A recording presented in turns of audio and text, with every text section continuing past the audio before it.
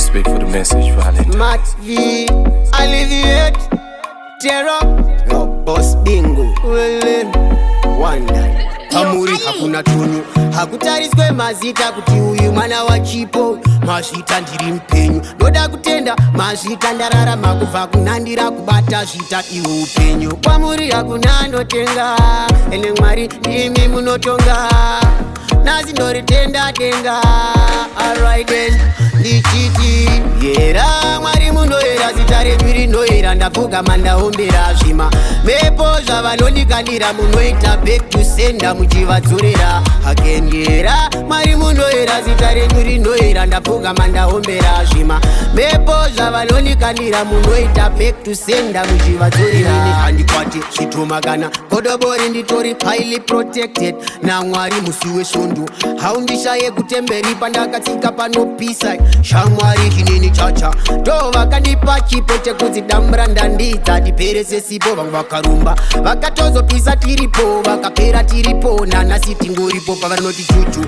I say strength and prayer down on my knees, what's up there? Sita renyu ngarikudzwe highly messiah, ndijambisei pavakanteya.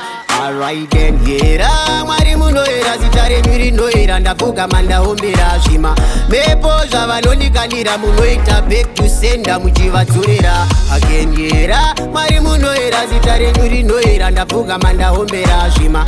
Mepo zvavanondikandira munoita back to sender muchivadzorera. Hakuna tunyu, hakutariswe mazita kuti uyu mwana wa chipo. Mazvita ndiri mpenyu, ndoda kutenda mazvita ndararama kubva kunandira kubata zvita iwe upenyu. Kwamuri hakuna anotenga, ene Mwari ndimi munotonga. Nasi ndoritenda denga, alright then, ndichiti Hera, Mwari munohera, zita renyu rinohera, ndapfugama ndaombera zvima. Mepo zvavanondikandira munoita back to sender muchivadzorera again. Hera, Mwari munohera, zita renyu rinohera, ndapfugama ndaombera zvima.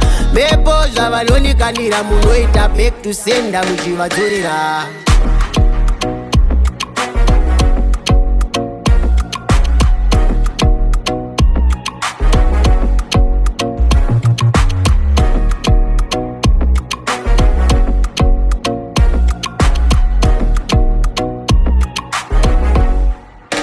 Respect for the message, Valentine.